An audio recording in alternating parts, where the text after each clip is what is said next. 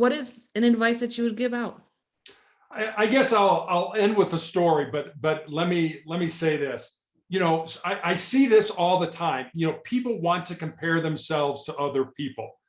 I don't know. I don't understand why. You're unique. You have unique gifts and talents. There's never been anybody like you in the world. There never will be anybody like you. So why are you comparing yourself to other people? Be the authentic, the unique self that you are. Now, I'm not saying you shouldn't look at other people and say, hey, I like that quality in that person, and I would like that to be part of my life as well. But don't try to compare yourself to other people, because that's just a disaster for frustration in your life, because you're never going to be like that person. And the other thing is, you really don't know that person. You really don't know what's going on in their life.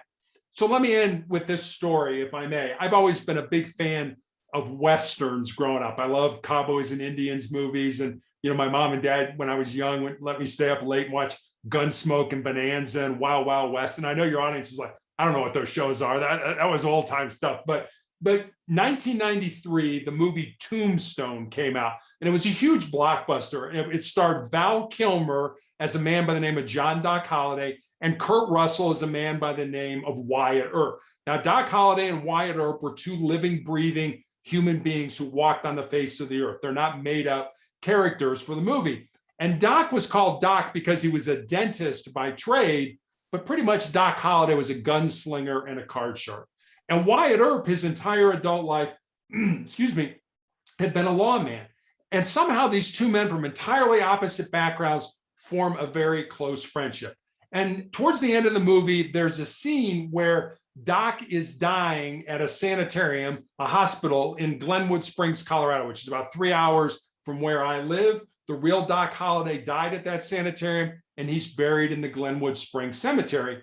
And Wyatt, at this point in his life, is destitute. He has no money, he has no job, he has no prospects for a job. So every day he comes to play cards with Doc, and the two men pass the time that way.